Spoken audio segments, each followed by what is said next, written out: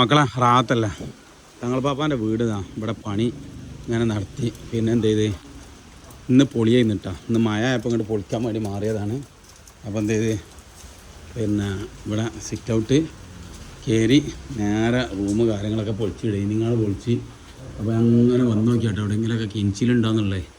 അപ്പോൾ കിഞ്ചിലെ കാര്യങ്ങളൊന്നും ഈ അൽഹംദുലില്ലാ റാത്താണ്. ഇമ്മാതിരി മഴ ചെയ്തിട്ടും ഒന്നും ഇല്ല കേട്ടോ. അൽഹംദുലില്ലാ അത് വലിയ സന്തോഷം കേട്ടോ. ഒന്നും കാണുക ഈ നനച്ചിൽ അവിടെ നിന്ന് ഇങ്ങോട്ട് വരുന്ന നനച്ചിലാട്ടോ. നനച്ചിൽ അങ്ങനെ കുറേ ഉണ്ടാവും. ചില ആൾക്കാർക്ക് ഇവിടെ മതിൽ നനയുമ്പോൾ ഭയങ്കര പണിക്കാരെ വിളിച്ചിട്ടോ അവിടെ നിന്ന് നനഞ്ഞ് ഗൾഫിക്കാണ് വിട്ടു കൊടുക്കും. അപ്പോൾ അത് വേണ്ട. അത് എന്താ വെച്ചാൽ ഇത് ഫുള്ള് വാർപ്പ് കഴിഞ്ഞാൽ റെഡി ആവുള്ളൂ കേട്ടോ. കാരണം ഇവിടെ എവിടുന്ന നനച്ചിൽ വരുന്നത്. പിന്നെ ബാത്റൂമിന് താത്തി വാർത്തിക്കണമെങ്കിൽ അതൊക്കെ പ്രശ്നമാണ്. പിന്നെ അതേപോലെ തന്നെ വലിയൊരു അന്താരാഷ്ട്ര കോണി. ഈ കോണിക്കൂട് പറഞ്ഞാൽ വേറെ ലെവലാണ്. എത്ര മീറ്റർ? 4.5 മീറ്റർ കോണിക്കൂടാ. എന്താ സംഭവം എന്ന് ഞാൻ പറഞ്ഞുതരാം. കോണിക്കൂടിൻ്റെ സംഭവം കേട്ടോ.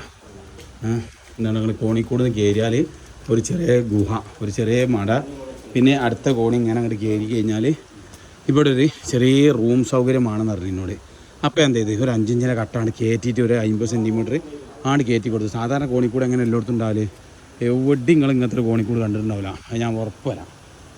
രണ്ടുങ്ങൾ ഈ കോണിക്കൂടിന് ഇതാ നേരെ ഇവിടെ നിന്നാണ് പോയിട്ട് നേരെ ഇങ്ങനെ ഉണ്ടാവില്ല. ഇതേ കറക്റ്റ് കഴിഞ്ഞ് മേലെ ഒരു ബെഡ്റൂം ഇടാനുള്ള ഒരു ബെഡ്റൂമല്ല, ഒരു ആരെയും വന്നു കഴിഞ്ഞാൽ ഒന്ന് പെട്ടെന്ന് നിൽക്കേണ്ട സാഹചര്യം വന്നാൽ നമുക്കൊന്നും ഇങ്ങോട്ട് കയറി കിടക്കാൻ ഇവിടെ ഒരു ബെഡ് ഇടാനുള്ള സൗകര്യം ഇവിടെ ചെയ്തു തരണം സെമീറ എന്ന് പറഞ്ഞപ്പോൾ എന്ത് ചെയ്തു തരാം. അവിടെ ഒരു ഈ കെട്ട് നേരെ അങ്ങോട്ട് നീട്ടി കൊടുത്തു. ഇവിടെ ഒരു കൺസൾട്ട് ബീം ഇട്ടാണ്ട് ഇത് നേരെ ഇങ്ങോട്ടായി കൊടുത്തു. ഇത് കൺസൾട്ട് ബീം ഇടാൻ കാരണം എന്താ പറയുക, ഇനി ഭാവിയിൽ മേലൊക്കെ ഉണ്ടാക്കുമ്പോൾ ഈ ബീം കുത്തിപ്പൊളിച്ചാൽ അതിൻ്റെ അടിയിലാണ് ബീം പ്രശ്നമില്ല.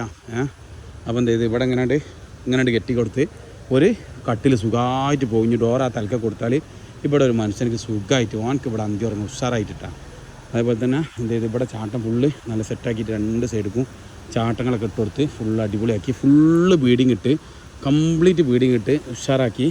വെള്ളം കണ്ടില്ല. അപ്പോൾ നിങ്ങൾ ഇത്ര മഴ പെയ്തിട്ടും അതാണ് നമ്മളെ പണീൻ്റെ പ്രത്യേകത വെച്ചാൽ. ഇത്ര മഴ പെയ്തിട്ടും നോക്കുകയാണെങ്കിൽ വെള്ളം എവിടെയെങ്കിലും ഒരു തുള്ളി നിൽക്കണ്ടാന്ന്. ഇത്രയും ബാരിച്ച മഴ ഒക്കെ റെഡീസറിൻ്റെ അടുത്ത് പോയി വെള്ളം നിൽക്കണേ. അങ്ങനെ പണിയെടുത്താൽ കാലാകാലം നമുക്ക് പണി ഉണ്ടാവും നമുക്ക്. പിന്നെ അതേപോലെ തന്നെ ഇവിടെ ഒരു ഹോൾസ് ഉണ്ട് കേട്ടോ. ഈ ഹോൾസ് എന്തിനാ അറിയാം, ഇത് ബീഡിങ് ഇട്ടിട്ട് ഈ പോസ്റ്റ് ഈ പോസ്റ്റുമ്പോൾ നേരെ ലൈന് തീമ കൂടി ഇവിടെ ഒരു ഓട്ടുണ്ടാവും. ഇവിടെ ഒരു ഓട്ടുണ്ട്. അതിന് കൂടി നേരെ പോസ്റ്റിൻ്റെ കമ്പി ഇത് ലൈന് വലിക്കുമ്പോൾ അതിൻ്റെ അടിയിൽ ഒരു ഊക്കുണ്ട് കേട്ടോ. അവിടെ ഒരു ഊക്കിട്ടാൽ പരിപാടി കഴിഞ്ഞ്. അതേപോലെ തന്നെ എന്തിനാ പൈപ്പ്, ഈ പൈപ്പ് നേരെ നമുക്ക് വെള്ള ടാങ്കിൽ നിന്ന് നേരെ കൊണ്ടുപോകണം. അതിൻ്റെ അടിയിൽ നേരെ അവിടെ ഒരു പൈപ്പ് ഉണ്ടെങ്കിൽ ആ പൈപ്പ് ഇവിടെ നേരെ അടിയിലേക്ക് ഇത് റെഡീസർ ഒക്കെ സെറ്റ് ബീഡിങ് കൂടി ഫുള്ള് വെള്ളം പോയി ഇവിടെ മേലെ സൺസൈഡും കൂടി വന്നാൽ മജബൂത്ത് ഒക്കെ ചെറിയ പണി. പക്ഷേ എന്താണ് നമ്മൾ എടുക്കുന്ന പണി കുറച്ച് റേറ്റ് കൂട്ടിയെടുത്താൽ ഇതൊക്കെ ചെയ്ത് കൊടുക്കാൻ പറ്റും. നമുക്ക് ചെയ്ത് കൊടുക്കാൻ ചെറിയ പൈസ ഒരു 20,000 30,000 എന്ത് ചെയ്യുക കൂട്ടിയിടുക. എന്നിട്ട് ജനങ്ങൾക്ക് ആവശ്യമുള്ള കാര്യങ്ങൾ എന്തൊക്കെയാണ് വരുന്നത് അതൊക്കെ ചെയ്ത് കൊടുക്കുക. ചിലപ്പോൾ നമുക്ക് ലാഭം കിട്ടും, ചിലപ്പോൾ നമുക്ക് നഷ്ടം വരും. പക്ഷെ എന്നാലും എന്താ പറയുക, അവിടെ മനസ്സിൻ്റെ റാഹത്തുണ്ടല്ലോ, അത് ഏറെ സന്തോഷം തരും കേട്ടോ. ഓക്കെ.